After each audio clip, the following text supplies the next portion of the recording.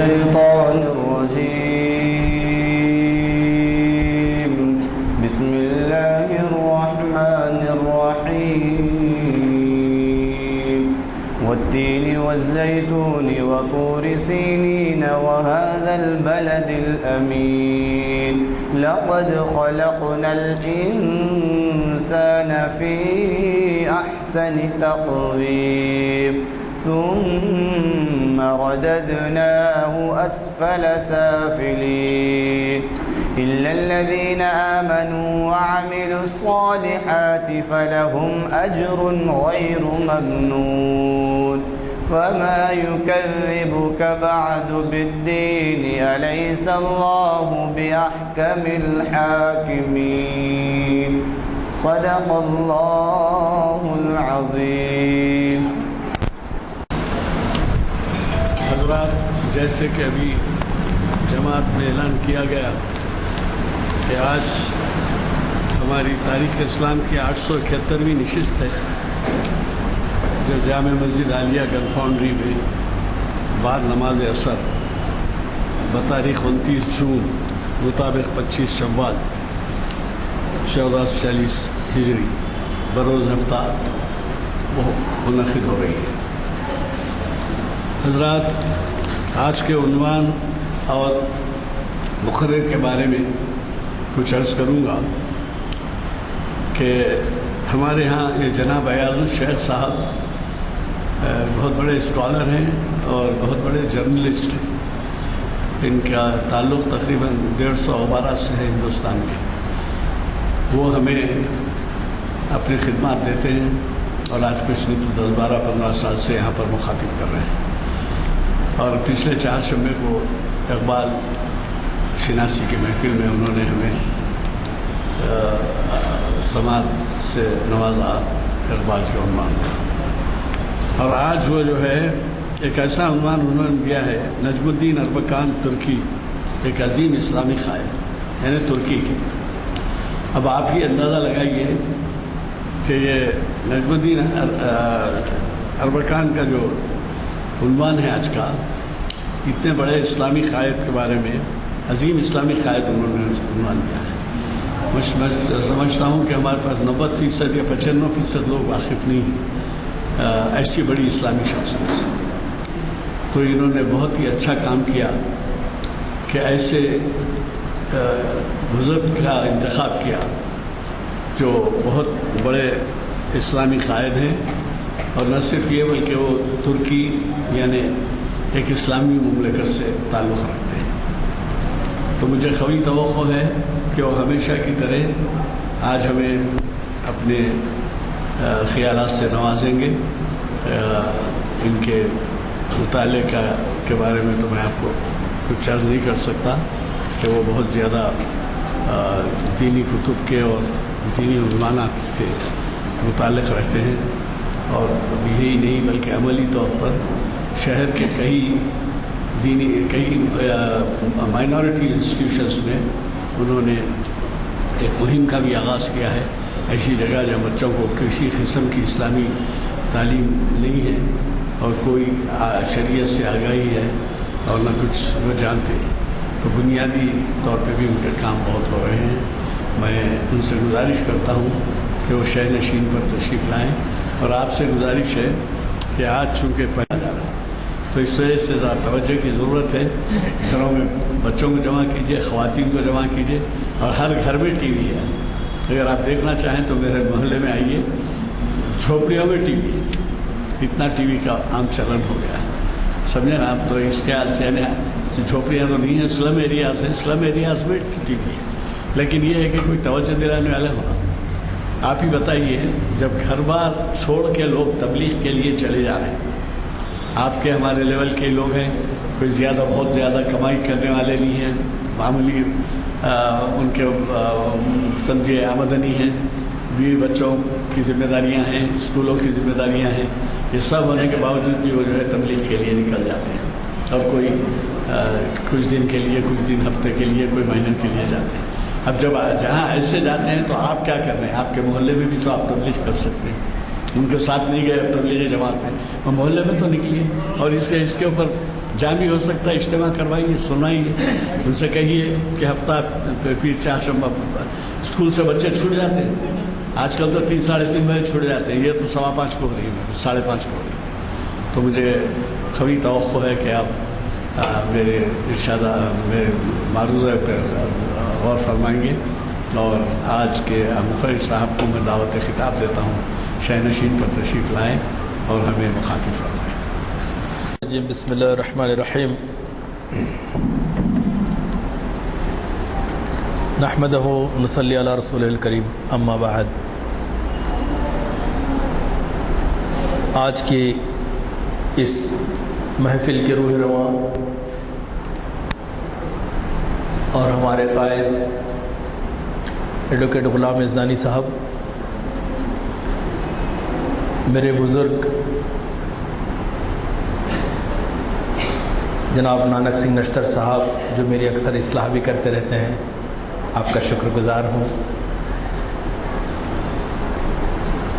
जनाब फैयाज़ साहब, हमारे इमाम साहब, महफ़िल आलिया के मुंतज़मीन शब्बीर साहब और ताहिर साहब, और आप तमाम सामईन और हाज़रीन की खिदमत में अस्सलामु अलैकुम व रहमतुल्लाहि व बरकातुहू। और इंटरनेट से देखने वाले तमाम सामईन और नाज़रीन की खिदमत में भी अस्सलामु अलैकुम व रहमतुल्लाहि व बरकातुहू। आज बारिश के आसार हैं, अल्लाह से दुआ कीजिए कि अल्लाह ताला खूब बरसाए बारिश। शायद ये सबसे बड़ा ड्राई स्पेल है जून का पिछले 100 सालों में, जो सारे हिंदुस्तान में तवक्को से कम बारिश हुई है। अल्लाह से दुआ करें कि हैं अल्लाह ताला नफ़ा बख्श बारिश हमारे मुल्क को अता फरमाए। लेकिन इसका एक दूसरा पहलू ये भी है कि कई हज़रात जो आने वाले थे उन्होंने फ़ोन कर दिया कि बारिश आने वाली है, हम नहीं आ सकते। तो बहरहाल इंटरनेट की सहूलत है, आप घर पे भी बैठ के देख सकते हैं।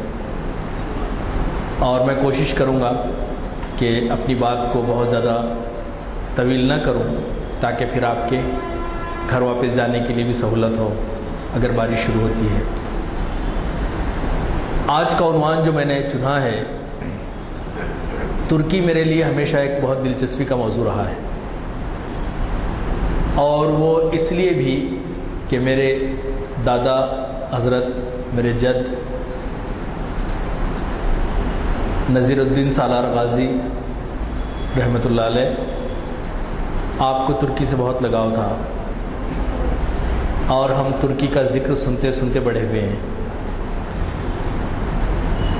12 साल की उम्र में ही वो तहरीक खिलाफत की एक ज़िम्मेदारी दी गई थी उनको, 12 या 13 साल के थे। और वो चूँकि अपने लड़कपन में अरबी लिबास, गोतरा और सर पे जो शिमाग है वो पहना करते थे, तो मौलाना मोहम्मद अली जौहर ने कहा ये तो हमारा शेख है, तो तभी से उन्होंने अपना नाम के साथ शेख लगा लिया, जो आज तक हमारे साथ चल रहा है, वरना ख़ानदानी तौर पे हम शेख नहीं हैं। तहरीक खिलाफत का ज़िक्र अब आइंदा आएगा। जब तुर्की में सुकूत खिलाफत हुआ था, खिलाफत ख़त्म हुई थी, तो हिंदुस्तान में सारे लीडरान ने, जिसमें महात्मा गांधी भी शामिल हैं, पंडित जवाहरलाल नेहरू भी शामिल हैं, मौलाना अबुल कलाम आज़ाद हैं, मौलाना मोहम्मद अली जौहर हैं, मौलाना शौकत अली गौहर हैं, इन सब ने तहरीक खिलाफत शुरू की थी। और ये तहरीक खिलाफत न सिर्फ तहरीक खिलाफत थी, बल्कि जंग आज़ादी हिंद में बड़ा किरदार उसने अदा किया है। और इसमें मुझे, जैसे मैंने कहा कि मुझे फ़ख्र महसूस होता है कि मेरे दादा इसमें शामिल थे। बहरहाल तो तुर्की का ज़िक्र सुनते हम बड़े हुए, और फिर तुर्की की दास्तानें और सल्तनत उस्मानिया की तारीख़ इस्लाम में एक मुस्तकिल मौजू है। लेकिन जदीद तुर्की में जो तब्दीलियाँ आई हैं, इस ताल्लुक़ से हम इंशाअल्लाह गुफ्तगू करेंगे। सबसे पहले मैं आपको ये बता दूं कि तुर्की मुल्क है क्या। हम में से शायद कोई ऐसा शख्स नहीं होगा कि जिसे वाक़िफ़ियत नहीं हो कि तुर्की क्या है, बल्कि हिंदुस्तान और तुर्क के ताल्लुक़ात इतने बड़े ताल्लुक़ात हैं। हमारे यहाँ पे कई मरतबा महफ़िल में गुफ्तगू हो चुकी है इस पर। जनाब अहमद अली साहब और दीगर ने गुफ्तगू की है कि तुर्क और हिंद ताल्लुक़ात कितने थे। ये कर्नाटक गुलबर्गा, जहाँ जो मेरा वतन है, کنڑی زبان میں آج بھی مسلمانوں کو ترکر کہتے ہیں، یعنی ترک. تو ترکیوں کا اتنا زبردست ہمارے ساتھ رہا ہے، اور جس زبان میں آپ سے گفتگو کر رہا ہوں یہ بھی ترکوں کی دی ہوئی ہے. اردو ترک میں کہتے ہیں لشکری کی زبان کو.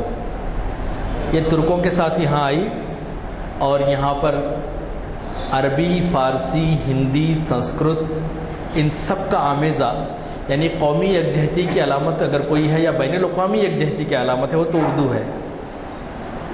لیکن اس کے باوجود بھی کہا جاتا ہے کہ اردو کسی ایک مذہب کی اور ایک قوم کی زبان ہے. بہرحال یہ موضوع نہیں ہے میرا آج کا. تو ترکی میں جو سلطنت عثمانیہ ہے یہ 1299 عیسوی سے 1922 تک قائم رہی. اپنے عروج کے زمانے میں 16ویں اور 17ویں صدی میں یہ سلطنت 3 بر اعظموں تک پھیلی ہوئی تھی، جس میں جنوب مشرق یورپ، مشرق وسطیٰ اور شمالی افریقہ کا بیشتر حصہ شامل تھا.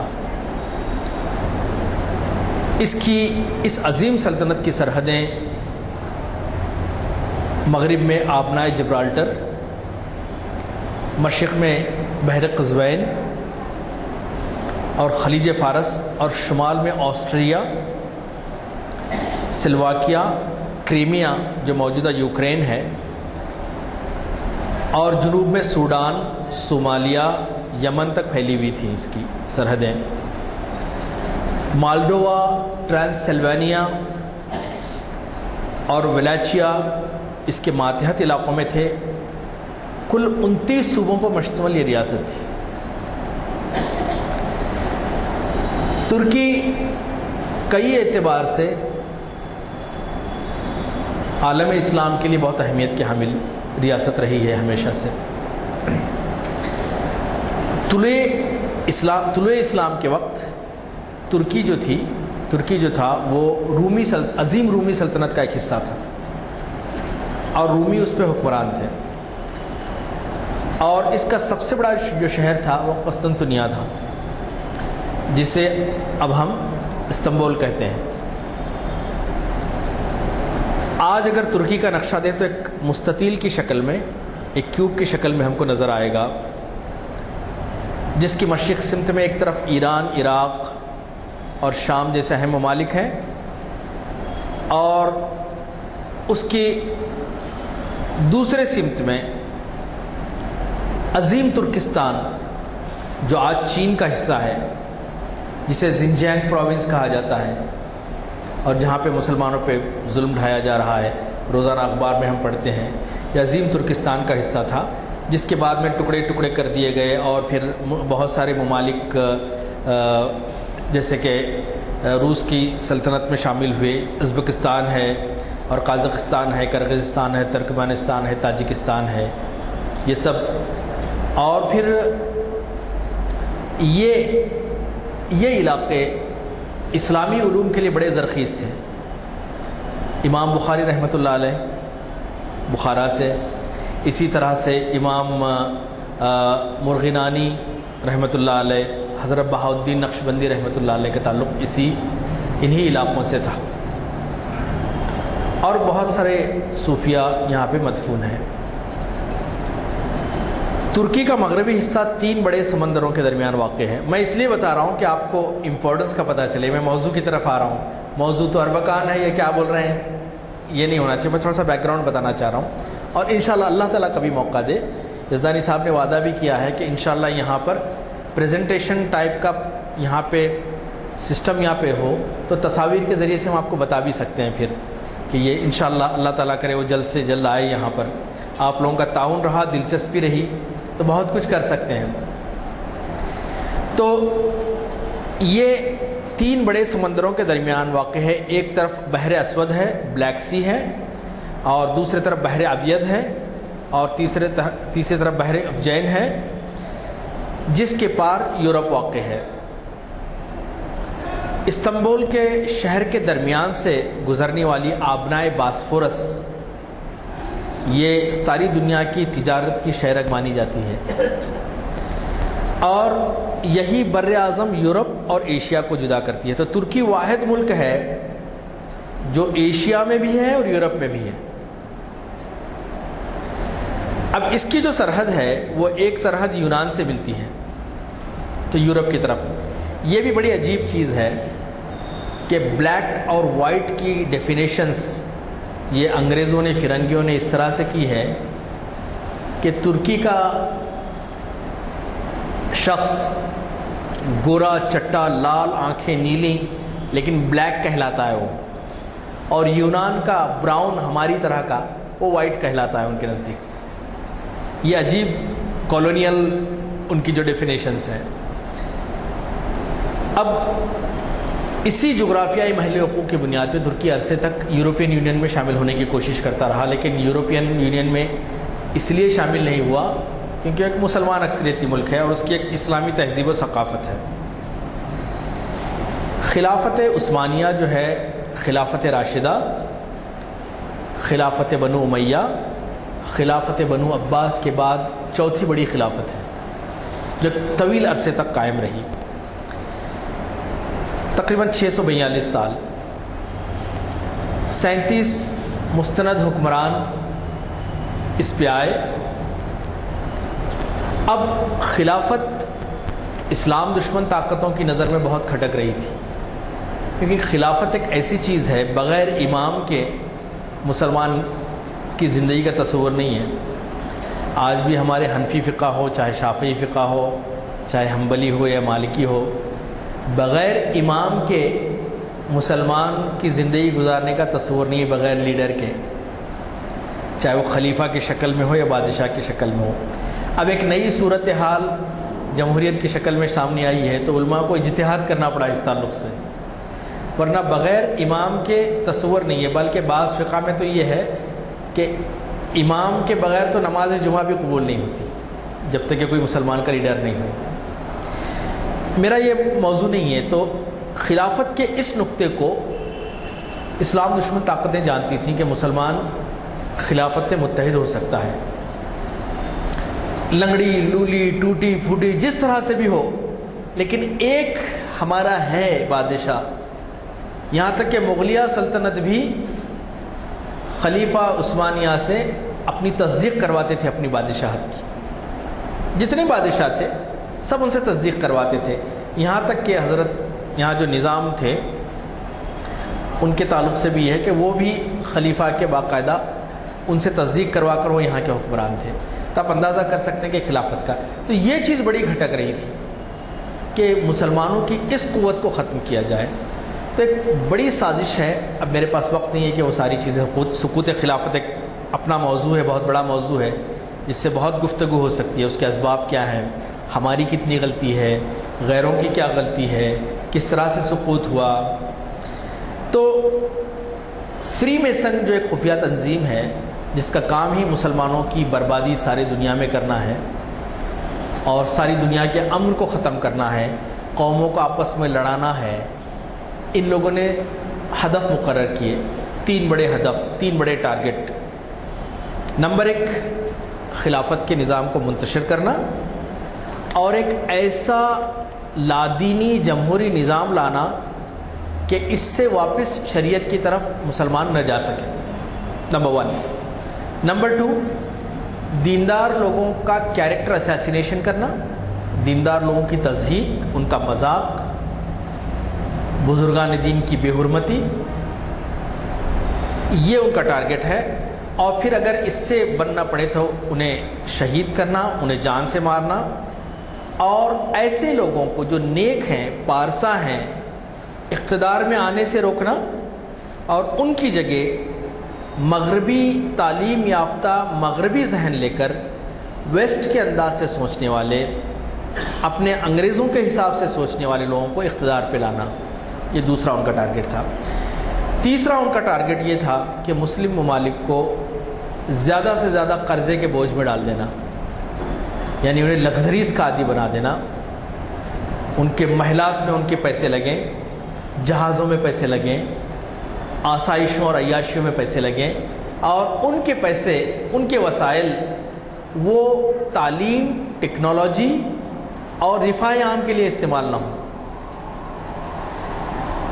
اب یہی حربہ انہوں نے ترکی میں اپنایا۔ اب میرے پاس وقت نہیں ہے کہ میں تفصیلی بیان کروں گا کس طرح سے ہوا، ایک مستقل موضوع ہے، انشاءاللہ میں کبھی موقع ملے، اللہ تعالیٰ نے زندگی رکھی تو ہم سقوط خلافت سے بات کریں گے، کیونکہ بہت اہم موضوع ہے قوموں کے عروج و زوال کو سمجھنے کے لیے۔ ایک بات یہاں عرض کر دوں کہ ہماری جو آج کی گفتگو ہے یہ انٹلیکچوئل ڈسکشن ہے، یہ کوئی فکری اور نظریاتی ڈسکشن نہیں ہے، انٹلیکچوئل ڈسکشن ہے، ہم انالیسس کر رہے ہیں۔ اس کا مقصد یہ نہیں کہ ہم لوگوں کو کہہ رہے ہیں کہ آپ کچھ کریں یا کچھ یہ ہوئے، بس ایک تاریخ اسلام کی محفل ہے، اور تاریخ اسلام کی دیکھیے 877ویں محفل ہے یہ، مختلف موضوعات پہ۔ اس کا مقصد یہی ہے کہ تاریخ سے لوگوں کو باخبر کرانا، لوگ جانیں، کیونکہ جو قومیں اپنی تاریخ کو بھول جاتی ہیں ان کا جغرافیہ بدل جاتا ہے، ہم دیکھ رہے ہیں اس چیز کو۔ اب ہم آگے آتے ہیں کہ مختلف سازشوں کے ذریعے سے سقوط خلافت ہوا، خلیفہ کو وہاں سے ہٹایا گیا، اور پھر جنگ عظیم اول میں جس طرح سے ترکی نے جرمنی کا ساتھ دیا، اس کو بہانہ بنا کر چاروں طرف سے الغار کی، اور داخلی منافقین اور دشمنوں نے بہت بڑا رول ادا کیا۔ ملک کو بچانے کے لیے ایک شخص مصطفیٰ کمال اتاترک اٹھتا ہے، لوگوں نے اس کا ساتھ دیا، کیونکہ وہ چاہتا تھا کہ ترک قوم غلامی سے آزاد ہو، اس کی سرحدیں محفوظ ہوں، لوگوں نے اس کا ساتھ دیا۔ حالانکہ یہ مدرسے، ابتدائی تعلیم اس کے مدرسے میں ہوئی ہے، کمال اتاترک بھی ایک بہت دلچسپ موضوع ہے پڑھنے کا، لیکن یہ شخص فری میسن کا آدمی تھا، اس نے خلیفہ وقت کو بے دخل کیا۔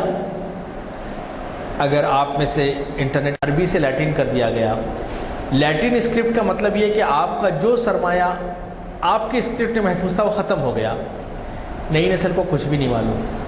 اس طرح سے ایک مکمل سیکولر لادین حکومت اس نے وہاں پہ قائم کی، لیکن چونکہ ترکی عوام کے خون میں اسلام شامل ہے، وہ دین سے بہت محبت کرنے والے لوگ ہیں، ترکی دین سے اشد محبت کرنے والے لوگ ہیں، صوفیاء اکرام کی تعلیمات سے، اولیاء اللہ کی تعلیمات سے، بزرگان دین کی تعلیمات سے وہاں کے لوگوں کے اندر دین پھیلا، مجاہدین بھی شامل ہیں، اور ان کے اندر ایک عجیب محبت اور ایک عجیب کیفیت ہے۔ غالباً 93 میں حج میں میری ملاقات ایک ترکی بزرگ سے ہوئی۔ اب انہوں نے السلام علیکم کہا، میں نے کہا وعلیکم السلام۔ اب یہ زبان یار من ترکی ومن ترکی نمیدانم، نہ ان کی زبان ہم کو آتی نہ ان کی زبان ہمارے کو آتی۔ اب مجھے چونکہ میں نجم الدین اربکان کا فین تھا اپنے کالج کے زمانے سے، ان کو پڑھتا آ رہا تھا، ان کی ایکٹیویٹیز، تو میں نے ترکی صاحب کو اب ایک ہی لفظ آتا تھا، میں نے کہا ان کی طرف مسکراتے ہوئے نجم الدین اربکان، تو انہوں نے میری طرف دیکھ کے کہا محمد اقبال۔ اب اندازہ کیجئے کہ علامہ اقبال کا کیا مرتبہ ہے۔ اب پھر اس کے بعد ہم لوگ قرآن کی آیتوں میں ہماری گفتگو ہوتی رہی۔ اب وہ ان کی زبان ہماری زبان، یہ فارسی بھی تھوڑی بہت استعمال کی لیکن ان کو سمجھ میں نہیں آ رہی تھی۔ بہرحال وہ اپنے ہوٹل لے گئے، مجھے ترکی مٹھائی پیش کی۔ مجھے یہ لگا کہ یہ امت کیا امت ہے اللہ کے رسول کی، کہ نہ زبان جانتے ہیں لیکن جو ایمان کا رشتہ ہے، جو محبت ہے، اور پھر مجھے گلے لگا کے چوم چوم کے، مجھے آج تک یاد ہے۔ اور پھر نکلتے وقت انہوں نے ایک بات کہی تھی، گو کہ آج کا موضوع نہیں ہے میرا، لیکن انہوں نے کہا تھا بابری مسجد، اور میں شرمندہ ہو گیا اس وقت، میرے پاس کوئی جواب نہیں تھا۔ بہرحال آج کا میرا موضوع نہیں ہے۔ تو ترکی میں ان بزرگوں کی وجہ سے دین اندر سینہ بہ سینہ، قرآن رکھنے کی اجازت نہیں، عربی پڑھے تو 5 سال 10 سال کی سزا، اندر بزرگوں نے کلچر کے نام پہ، ہیریٹیج کے نام پہ اس دین کو زندہ رکھا۔ اب آپ اندازہ کر سکتے ہیں کہ یہ سیکولر یا سو کالڈ لادین جو ترکی حکمران تھے وہ اتنے سخت تھے کہ ان کا اپنا ایک وزیر اعظم جن کا نام عدنان مندرس، شاید حضرت کو نام بھی یاد ہو، عدنان مندرس جو تھا، اس کو تھوڑا سا لگا کہ نہیں یار حکومت تو سیکولر ہے، کم سے کم مسجد میں نماز تو ہونا چاہیے، نماز ہونی چاہیے. تو انہوں نے کچھ مسجدوں کے تالے کھلوا دیے، کچھ مسجدوں کے تالے کھلوا دیے، تو اس کے جرم میں فوج نے ان کو پھانسی پہ لٹکا دیا. آپ اندازہ کر سکتے ہیں. اور ایک دو نہیں، ہزارہ افراد نے قربانیاں پیش کی. ترکی کی پارلیمنٹ کا ایک واقعہ میں نے کہیں پڑھا تھا کہ پارلیمنٹ کے اندر 8 پارلیمنٹرین شہید ہوئے تھے، کیونکہ ایک پارلیمنٹرین نے اذان دینا شروع کیا، اللہ اکبر اللہ اکبر، حکم دیا اس کو گولی مار دو. پھر دوسرے نے وہاں سے کنٹینیو کیا، اشہد ان لا الہ الا اللہ، اسے گولی مار دی گئی. یہاں تک کہ 8 شہادتوں کے بعد پارلیمنٹ میں اذان مکمل ہوئی. آج الحمدللہ ہم کو اس ملک میں آزادی نصیب ہے، اس کا بھی ایک الحمدللہ ہمیں شکر بھی کرنا چاہیے اللہ کا کہ اتنے سخت حالات نہیں ہیں. دعوت دین کے لیے ایک بڑا میدان کھلا ہوا ہے. بہتر ہے کہ ہم اپنے اخلاق پیش کریں اور قوت حاصل کریں جمہوری طور پہ، جو بھی ہم کر سکتے ہیں کریں. بہرحال میں یہ کہہ رہا تھا کہ ان حالات میں ایک نوجوان اٹھتا ہے، اس کا نام ہے نجم الدین اربکان. آپ کے والد خلافت عثمانیہ کے زمانے میں قاضی کے عہدے پہ فائز تھے. آپ نے ترکی کی استنبول کی ٹیکنیکل یونیورسٹی سے میکینیکل انجینئرنگ کی ڈگری کمپلیٹ کی. پھر اس کے بعد آپ جرمنی گئے، وہاں پہ آپ نے ڈیزل انجینئرنگ میں پی ایچ ڈی کی. ایک بات عجیب لگتی ہے کہ اللہ والوں کو لوگ پڑھا لکھا نہیں سمجھتے. عام طور پہ جدید تعلیم یافتہ لوگ اللہ والے نہیں ہو سکتے. کوٹ پہننے والا اللہ والا نہیں ہو سکتا ہے نا، پینٹ شرٹ پہننے والا اللہ والا نہیں ہو سکتا. اس کے لیے ایک مخصوص حلیے کی، ایک لباس کی ہو سکتا ہے، ہو ضرور، لیکن بہت سارے ایسے اللہ والے بھی ہیں. اب آپ علامہ محمد اقبال کو کیا کہیں گے؟ تو میں یہ کہہ رہا تھا کہ آپ نے ایک زبردست انجینئر تھے وہ، بلکہ ڈیزائنر تھے.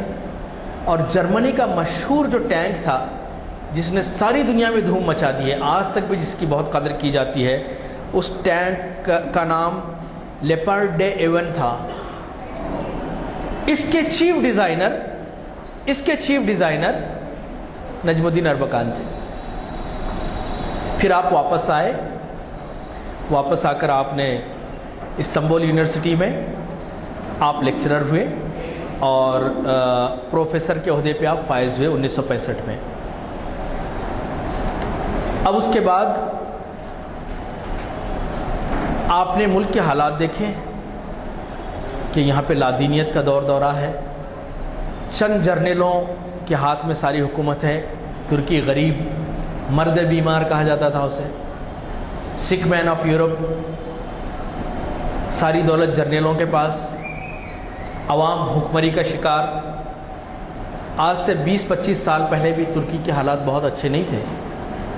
سعودی عرب کے قیام کے دوران انہوں نے دیکھا کہ سارے لیبر ورک جو کنسٹرکشن کے لیبر ورک ہیں ترکی کیا کرتے تھے، لیکن آج ترکی اسلام کی برکت سے اس مقام پہ پہنچ گیا ہے کہ دوسرے لوگ اب وہاں جا کے کام کرتے ہیں. بہرحال آپ نے 1969 میں عملی سیاست میں حصہ لینا شروع کیا، پولیٹکس میں آئے اور اپنی ایک پارٹی انہوں نے تشکیل دی. اس کا نام نیشنل وائس پارٹی رکھا اور آپ نے نعرہ دیا عزیز وطن ترکی کے مقدس ورثے کے تحفظ کے لیے. آپ نے نعرہ دیا اور آپ انتخاب میں کامیاب ہوئے. اور پھر آپ کی اس پارٹی پہ 1971 میں پابندی لگا دی گئی. آپ دیکھیے اس شخص کا حوصلہ. نجم الدین اربکان نے زندگی کا بڑا حصہ جیلوں میں گزارا ہے، بڑا حصہ جیلوں میں گزارا ہے. اور آج ہمارا یہ حال ہے کہ خدا نہ خواستہ کسی جھوٹے الزام میں ہی صحیح بے گناہ کو اٹھا لیا جاتا ہے تو اس کے گھر سے سلام علیک بند ہو جاتی ہے. ہمارا کا نام آتا کہ اس میں بلکہ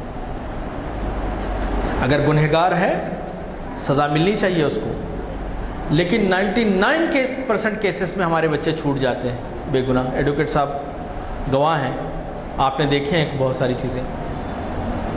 وہاں پہ اربکان نے اپنی عمر کا ایک بڑا حصہ، حال ہی میں مرسی کی شہادت ہوئی ہے، وہ بھی ایک بہت بڑے انجینئر، کیلیفورنیا یونیورسٹی کے پروفیسر تھے وہ، تو پابندی لگی۔ اس کے بعد پھر واپس جیل سے چھوٹ کے آئے اور 1972 میں سیلویشن پارٹی آپ نے قائم کی، نجا پارٹی، اور 1973 کے انتخابات میں آپ نے 48 سیٹس آپ نے ون کی، 48 نشستیں جیتی۔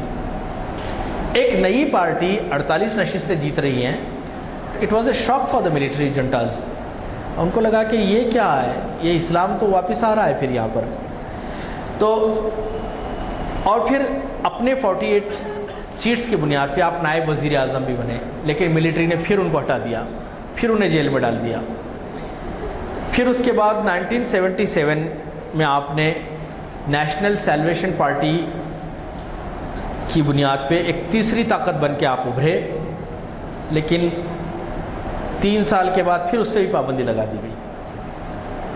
مسلسل لڑتا رہا یہ شخص، دیکھیے، حالانکہ اس دوران فوجی قیادت کی طرف سے انہیں بہت پیشکش کی گئی کہ آپ کو یہ بنا دیتے ہیں، آپ کو یہ بنا دیتے ہیں، آپ کو یہ بنا دیتے ہیں، لیکن وہ جھکے نہیں، ایمان ان کا بکا نہیں، اور پھر آپ نے جیل میں ڈال دیا گیا۔ پھر 1987 میں آپ نے پھر ایک نئی پارٹی قائم کی، رفا پارٹی کے نام سے، اور 1990 کے انتخابات میں آپ نے 40 نشستیں جیتی، پھر ایک مرتبہ۔ اب یہ انتخابات تھے کہ اب فوجی طاقتوں کو معلوم ہو گیا کہ اب اسلام سے چھٹکارا حاصل نہیں ہو سکتا، یہ چیز اس کو ہم ختم نہیں کر سکتے، اور اسلام تو ختم ہونے کے لیے آیا نہیں، چرند پرند ساری کائنات مسلمان ہیں، انسان تو مسلمان ہیں، تو انہوں نے اسلامک سیکولرزم کا نعرہ دیا فوج نے، آپ اندازہ کیجیے۔ اور پھر 1995 کے جو انتخابات ہوئے اس میں رفا پارٹی نے 21% ووٹ حاصل کیے، اور پھر بلدیاتی انتخابات میں بہت ساری بلدیات پہ، بلکہ 90% بلدیات پہ ان کا قبضہ ہو گیا۔ اب میں آپ کو یہ بتاؤں کہ یہ جو تحریک اسلامی تھی ترکی کی، ان کی مقبولیت کی وجہ کیا ہے؟ یہ گھروں میں بیٹھ کے کام کرنے والے لوگ نہیں تھے۔ میری ترکی کے ایک بیوروکریٹ سے ملاقات ہوئی تھی تقریباً 20 سال پہلے، تو میں نے ان سے پوچھا کہ آپ کی اتنی مقبولیت کیوں ہے؟ تو انہوں نے کہا کہ ہم لوگ خدمت کرتے ہیں۔ ان کی جو پارٹی ہے ان کے مختلف شعبے ہیں، ایک شعبہ، کیا ہم اس لیول تک آ سکتے ہیں؟ سوچیے، آپ غور کیجئے، خدمت اسلام کا سب سے بڑا موٹو ہے، بڑا مقصد خدمت ہے، سارے انسانوں کی خدمت بلا تفریق مذہب و ملت۔ ایک شعبہ یہ تھا کہ جس میں انجینئرز اور ڈاکٹرز اور بڑے بڑے تعلیم یافتہ لوگ شامل تھے، ان کا کام یہ تھا کہ صبح اٹھ کے سلم ایریاز کے ٹوائلٹس کو صاف کرتے تھے وہ لوگ۔ میونسپلٹی کے لوگ بعد میں آتے تھے، پہلے ان کی جو رفا پارٹی ہے اس کے لوگ سڑکوں پہ جھاڑو لگا چکے ہوتے تھے۔ بلکہ ایک شعبے نے تو مجھے پریشان کر دیا، انہوں نے بتایا کہ رات میں جو شراب پی کے گر جاتے ہیں لوگ، ان کو گھر پہنچانے کا بھی ایک شعبہ تھا ان کے پاس۔ اتنی خدمت کی انہوں نے۔ خدمت کریں گے تو لوگوں کے دلوں میں جگہ بنے گی۔ ایئر کنڈیشن کمروں میں بیٹھ کے بڑے بڑے بیانات دینے سے قوم میں تبدیلی نہیں آتی۔ خدمت ہمارا شعار ہے جس کو ہم بھول چکے ہیں۔ جیسے کہ کہا گیا کہ ایک یہودی بغداد کی سڑک سے گزر رہا تھا، اسے کانٹا چبھا، تو اس نے کہا کہ شاید اس راستے سے کوئی مسلمان نہیں گزرا ہوگا صبح سے، ورنہ مجھے کانٹا نہیں چبھتا۔ آج ہمارا کیا ایٹیٹیوڈ ہے؟ گھر کے سامنے کچرا ڈالتے ہیں ہم لوگ، پلاٹ خالی دکھا، کچرے کا انبار وہاں پہ، آپ کے پانی آپ کے پرنالے سے نیچے گر رہا ہے، نمازی جا رہے ہیں سڑک پہ، اور آپ انہیں منع کریں تو آستین چڑھا کے لڑنے کے لیے جاتے ہیں۔ سگنل توڑنے والے ہم، ٹھیک ہے، میں سگنل پہ کھڑا ہوا تھا سنتوش نگر کے، میں نے دیکھا کہ 2 بڑے بارش علماء حضرات انہوں نے بڑی تیزی سے سگنل کی ریڈ لائٹ کی پرواہ کیے بغیر اپنی گاڑی لے لی. سارے لوگ دیکھ رہے ہیں کہ یہ 2 بارش. میں نے گاڑی سگنل گرین ہونے کے بعد تیز کی، ان کے پاس گیا، میں نے کہا کہ رکیے، آپ سے ایک مسئلہ پوچھنا ہے. آپ علماء ہیں؟ کہا کہ ہاں. تو میں نے کہا کہ سگنل توڑنا حلال ہے یا حرام ہے؟ کیا یہ فساد فی الارض نہیں ہے؟ آپ نے سگنل توڑا. میں تو خیر انگریزی تعلیم یافتہ، کم داڑھی والا، زندیق، بے ایمان، بے دین آدمی ہوں آپ کے نزدیک، پینٹ شرٹ پہننے والا. آپ حلیے میں ہیں، آپ بتائیے مجھے کہ آپ نے اتنے لوگوں کے سامنے سگنل توڑا، کیا تاثر دیا آپ نے دین کا؟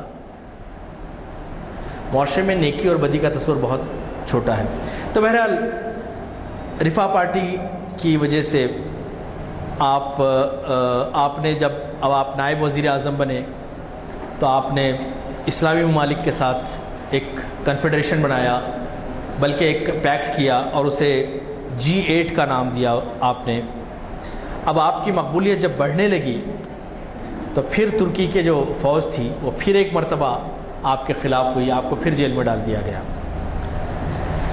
اربکان کا خیال تھا کہ جسموں کو تو قید کیا جا سکتا ہے، نظریات اور روح کو قید نہیں کیا جا سکتا.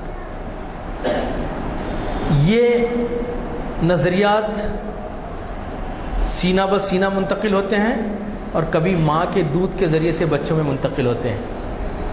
باطل نہ یہ نہ سمجھے کہ ہم دین کا کام چھوڑ دیں گے، یہ جاری رہے گا. آپ نے 1997 میں ورچو پارٹی قائم کی اور 2001 میں پھر ایک مرتبہ اس سے پابندی لگی. اب آپ کے 2 شاگرد جس میں رجب طیب اردگان ہیں اور عبداللہ گل ہیں، ان لوگوں نے سوچا کہ یہ تھوڑا سا ہٹ کے اب کچھ کرنا چاہیے، کیونکہ جب پانی کا راستہ روکا جاتا ہے تو اپنا راستہ خود بنا لیتا ہے نا. دیوار سے سر ٹکرانے کے بجائے کوئی ایسا راستہ تلاش کیا جائے کہ جہاں سے ہم نکل سکیں. تو ان لوگوں نے ایک پارٹی قائم کی اور اس پارٹی نے بڑی اکثریت حاصل کی اور اردگان استنبول کے میئر بھی رہ چکے ہیں، اپنے بہت بڑے بڑے کام کیے. اور آج کی جو ترکی حکومت ہے یہ اربکان کی رفاہ پارٹی سے اس نے جنم لیا ہے. اربکان ایک مثبت سوچ والا، مستقل محنت کرنے والا آدمی تھا، انتہائی سادہ زندگی گزارنے والا. میرے پاس مانیٹر نہیں اور نہ بتاتا، آپ کی تصویر دیکھتے ہمیشہ مسکرانے والا. انہوں نے کہا تھا کہ اپنے دشمنوں سے بھی نفرت مت کرو، ان کی ہدایت کے لیے دعا کرو. مسلسل انہوں نے دین کی راہ میں کام کیا اور ان کی جو نظریات تھے وہ بزرگان دین سے، نقشبندیہ سلسلے سے، اور پھر علامہ سعید نورسی رحمۃ اللہ علیہ کے خیالات سے بھی تھے. علامہ سعید نورسی پہ میرا ایک لیکچر تھا لیکن کسی وجہ سے کینسل ہو گیا تھا یہاں پر، کہ ان لوگوں نے کام کیا، ان بزرگوں نے کام کیا اور ان کی وراثت ان تک منتقل ہوئی. اور آج ہم دیکھتے ہیں کہ ترکی کا جو وزیر اعظم ہے، ترکی کا جو صدر ہے اردگان، ہو سکتا ہے کہ کچھ معاملات میں اختلاف ہو آپ کو بھی اور مجھے بھی، لیکن ان لوگوں کے اخلاص پہ شک نہیں کیا جا سکتا. ایک کانفرنس سے میں گیا ہوا تھا، تھرسڈے تھی، تو اس میں ترکی کے بھی ایمبیسڈر آئے ہوئے تھے، ایمبیسی کے ایک اسٹاف تھے، ایک ذمہ دار تھے. تو لنچ ٹائم ہوا تو میں نے ان سے کہا کہ چلیے لنچ کر لیتے ہیں. تو انہوں نے کہا کہ نہیں میں ٹھیک ہے. بہت اصرار پر انہوں نے بتایا کہ ہم لوگ پیر اور جمعرات کو سارا اسٹاف روزہ رکھتا ہے. اردگان سمیت سارے لوگ پیر اور جمعرات کو روزہ رکھتے ہیں. آپ اندازہ کیجئے، عصر سے مغرب اردگان سے یا ترکی کے کسی آفیشل سے نہیں مل سکتے کیونکہ یہ ان کے ذکر کا وقت ہوتا ہے. ایسے ہی طاقت حاصل نہیں ہوتی، ایسی طاقت حاصل نہیں ہوتی. جب رب سے رشتہ مضبوط ہوگا تو پھر انسان دنیا کی پرواہ نہیں کرے گا، کیونکہ اسے پتہ ہے کہ میرا رب ہے جو مجھے پروٹیکٹ کرنے والا ہے. اور اگر بالفرض اس راستے میں میں کھپ جاتا ہوں تو یہ بھی میرے رب کی مرضی ہے، جان دی ہوئی اسی کی تھی، حق تو یہ ہے کہ حق ادا نہ ہوا۔ تو اردگان آج ان کی وراثت کو لے کے آگے بڑھ رہے ہیں، لیکن ایک بڑا خدشہ اس وقت منڈلا رہا ہے، وہ یہ ہے کہ 2023 جو یورپ سے 100 سالہ ایگریمنٹ ہے وہ ختم ہونے والا ہے، ترکی کو بہت ساری چیزیں واپس ملنے والی ہیں۔ اسی کو دھیان میں رکھتے ہوئے ترکی کے اندر پھر ایک مرتبہ فری میسنز اور یہودی سازشوں کا سلسلہ شروع ہو گیا ہے۔ حالیہ استنبول کے میئر کا الیکشن اردگان کا ہارنا ایک بڑی بات کا پیش خیمہ، اس سے معمولی نہ سمجھا جائے۔ یہ چاہتے ہیں کہ کسی طرح سے اسلام سے تو چھٹکارا حاصل نہیں کر سکیں گے، اسلام کا لفظ تو رکھنا پڑے گا، لیکن اپنے پٹھو وہاں پہ لانے کی برابر کوشش چل رہی ہے۔ اللہ نہ کرے کہ وہ کامیاب ہو، اللہ دشمنوں کے شر سے بچائے ساری امت کو اور سارے انسانوں کو۔ اب 90 سال کی عمر میں آپ اس دار فانی سے کوچ کر گئے، انتقال ہوا، اور آپ نے اپنے پیچھے ہزاروں اربکان چھوڑے ہیں۔ ترکی میں جو فوجی ناکام بغاوت ہوئی تھی، آپ نے دیکھا کہ لوگ ٹینکوں کے سامنے لیٹ رہے ہیں، اپنی جانوں کا نذرانہ پیش کر رہے ہیں، اور آج ترکی ایک امید کی کرن بن کے ابھرا ہے لوگ ہم سب کے نزدیک۔ کوئی بات ہو تو ڈٹ کے بات کرنے والا وہی ایک ملک ہے جو کچھ کہتا ہے۔ بہرحال نیتوں کا حال اللہ جانتا ہے۔ میں یہ کہہ رہا تھا کہ اردگان کو جب گرفتار کیا گیا، انہوں نے ایک نظم پڑھی تھی۔ ترکی کے جو شاعر ہیں غوق اللب، ان کی ایک نظم پڑھی تھی جن کا مفہوم یہ ہے کہ مساجد ہماری بیرکیں ہیں اور گنبد ہمارے ہیلمٹ ہیں، مینار ہمارے نیزے ہیں اور نمازی ہمارے لشکر ہیں، اور یہ وہ مقدس فوج ہے جو دین کی حفاظت کرتی ہے۔ یہ ایک نظم پڑھی تھی، اس نظم کی بنیاد پہ اردگان کو اسی وقت جیل میں ڈالا گیا۔ جمعہ کا دن تھا، اردگان نے نماز جمعہ مسجد فاتح میں ادا کی، سلطان فاتح میں ادا کی، اور جیل میں داخل ہونے سے پہلے انہوں نے جو خطاب کیا وہ ہمارے لیے بہت اہمیت کا حامل ہے، سارے مسلمانوں کے لیے۔ انہوں نے کہا کہ اے میرے پیارو، میں تمہیں الوداع کہتا ہوں، صرف استنبول کے لیے نہیں بلکہ اپنے ملک ترکی بلکہ عالم اسلام کو روشن صبح کا پیغام دیتا ہوں، اور اس بات پر مبارکباد پیش کرتا ہوں اور تم سے درخواست کرتا ہوں کہ تم آزمائش کی گھڑی میں مخلوق سے احتجاج کرنے اور مدد مانگنے کے بجائے اپنے رب کے حضور گریہ وزاری کرو، اپنے جذبات کا بے ہنگم استعمال کرنے کی بجائے آئندہ انتخابات میں اپنی رائے کا بھرپور اظہار کرو۔ یہ اردگان کا ویژن۔ بہرحال یہ ایک بڑا خوش قسمتی ہے ہماری کہ حالات اتنے تاریک نہیں ہیں، اور ہمیں اپنے اطراف میں بھی دیکھنا چاہیے کیا ہو رہا ہے۔ ایک حدیث کا مفہوم آپ کے سامنے پیش کرتا ہوں جس سے شاید ہم بڑے غافل ہیں۔ اللہ کے رسول صلی اللہ علیہ وسلم فرماتے ہیں، حدیث شریف کا مفہوم ہے کہ جو مسلمان صبح اٹھے اور مسلمانوں کے حالات کی خبر گیری نہ کرے وہ ہم میں سے نہیں۔ دوسری ایک حدیث سناتا ہوں تاکہ آپ جانیں کہ اجتماعی معاملات نوافل عبادت سے زیادہ اہم ہیں۔ حضرت عباس رضی اللہ تعالیٰ عنہ مسجد نبوی میں اعتکاف میں ہیں۔ مسجد نبوی کا اعتکاف جہاں پہ نماز پڑھنا 50,000 نمازوں کے برابر ثواب ہے، اعتکاف میں ہے، شاید رمضان کا موقع ہے۔ ایک صاحب آتے ہیں، کہتے ہیں کہ اے عباس، کچھ مسلمانوں کے درمیان کچھ معاملہ ہوا ہے وہاں پہ، آپ اعتکاف توڑ دیتے ہیں، جاتے ہیں اس معاملے کو سلجھاتے ہیں، واپس آتے ہیں۔ تو کسی اور ان کے دوست نے کہا، صحابی نے کہا کہ اے عباس، مسجد نبوی کا اعتکاف توڑ دیا تم نے؟ اس کا مفہوم میں بیان کر رہا ہوں۔ آپ نے کہا کہ میں نے اللہ کے رسول صلی اللہ علیہ وسلم کے مزار کی طرف اشارہ کرتے میں نے آپ صلی اللہ علیہ وسلم سے سنا کہ جو مسلمانوں کے معاملات سدھارنے کے لیے اس کی خبر گیری کرنے کے لیے باہر نکلے تو اسے 70,000 سال کے اعتکاف کا ثواب ہے۔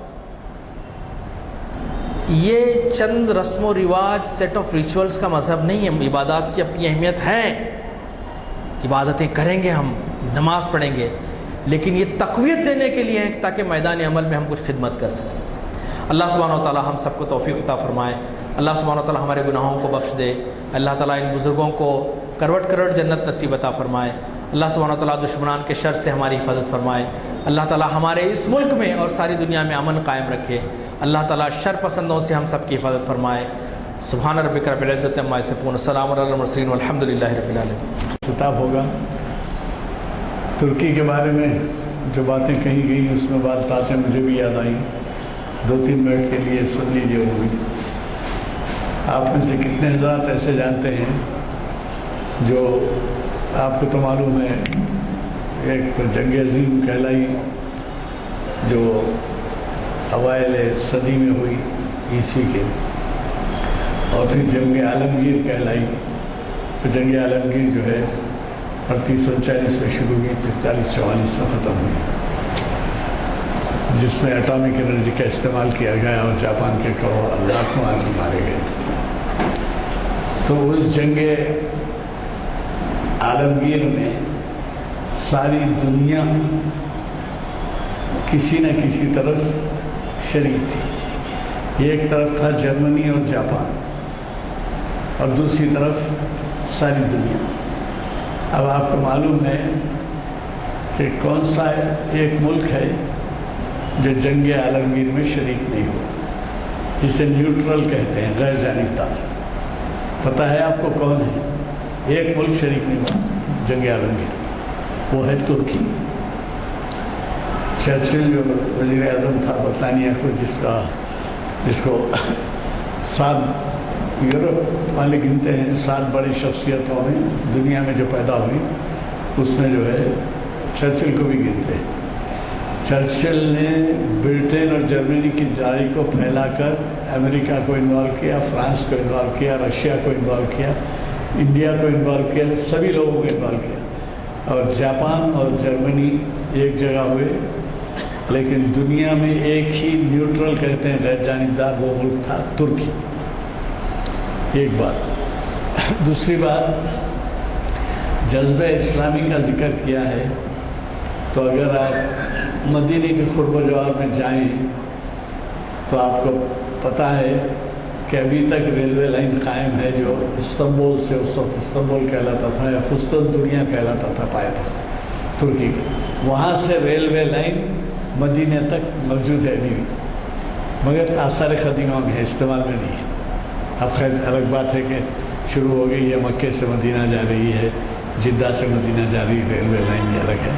اس زمانے میں جب کہ کسی جگہ ریلوے لائن شاید نہیں تھی، شاید انڈیا میں بھی نہیں تھی، ویسے وقت میں وہاں پہ تھی، مدینے سے قسطنطنیہ کہلاتا تھا وہ، ترکی کا کانسٹینٹینوپل انگریزی میں کہتے ہیں۔ دوسری بات یہ ہے، اقبال کا جو ذکر کیا ہے اس میں اس سے پہلے بھی ذکر کر چکا ہوں، لیکن نئے چہرے ہیں تو مجھے کہنا پڑ رہا ہے کہ یہ خمینی کا انقلاب ایک تاریخی واقعہ ہے ایران کا، جس میں امریکہ سے ٹکر لیا تھا انہوں نے۔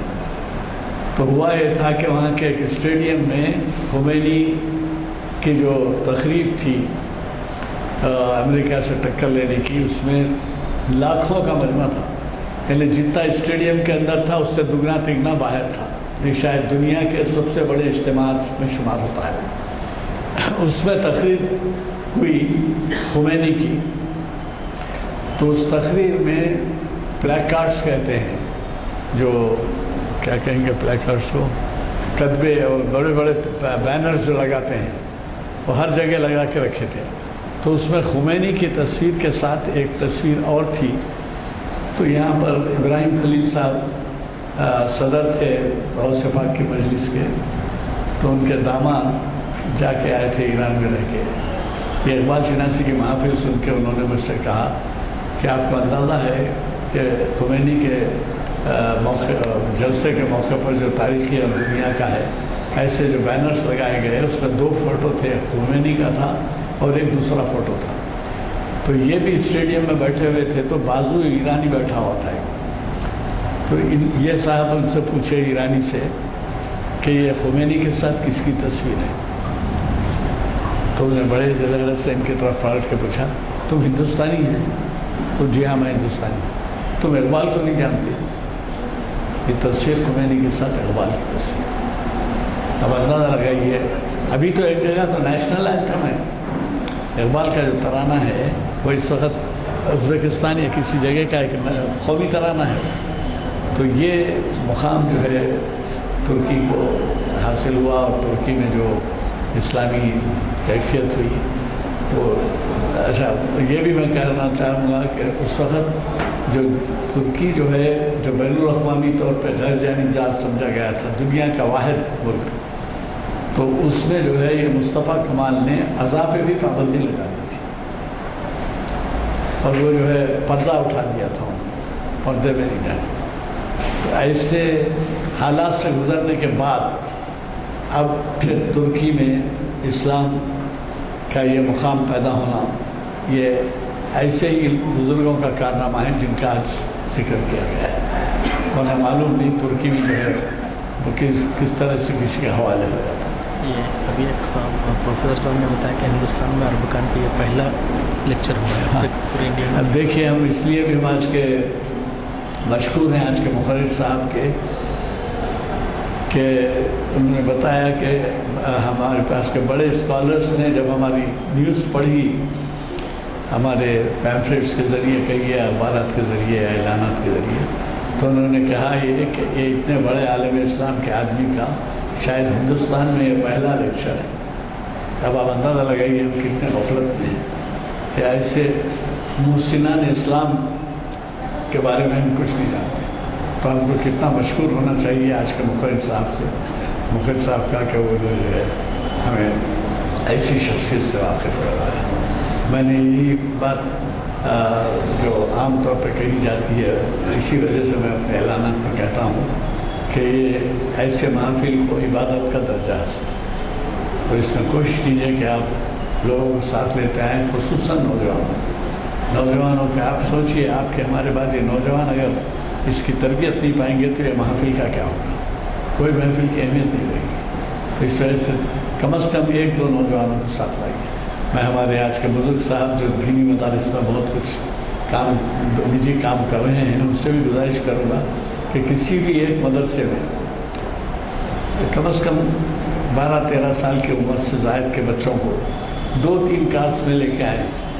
ہوں گے آج کل تو گاڑیاں معلوم ہے آپ کو، سلمس میں کارس رکھے ہوئے ہیں، اگر آپ جا کے دیکھیں گے تو سلم میں رہنے والے جھوپڑ پٹی میں ہیں مگر گاڑی نہیں، تو کوئی 2-3 اصحاب اگر مل کے اسٹاف کے ساتھ تعاون کریں، 10-12 بچوں کو لا کے ہماری یہ محفل کے طریقے طور، اس کا طرز، یہ تمام ان کے ذہن میں بیٹھے گئے۔ ممکن ہو اتنی باتیں نہ سمجھ میں آئیں ان کی، لیکن ان کو ہماری تہذیب، ہمارا تمدن، ہماری ضروریات، ہماری دینی معلومات، اس سے تو واقف ہوں گے۔ وہ ممکن ہو پورا وہ نہیں کر سکے، ان کے ذہنی طور پہ ان کو وہ صلاحیت نہیں ہوگی کہ آپ کے خطاب سے واقف ہوں پورے، لیکن جو کچھ بھی کریں وہ آپ کی تہذیب تمدن سے واقف ہوں گے کہ بھائی دین کے معاملات میں ایسے کام ہوتے ہیں، ایسے لوگ بیٹھتے ہیں، ایسی تذکرے ہوتے ہیں۔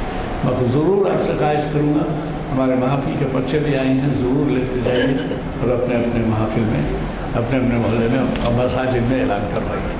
دعا ہو چکی ہے، اعلان مسجد کے محفل کے اعلان برخاستگی کا اعلان کیا جائے۔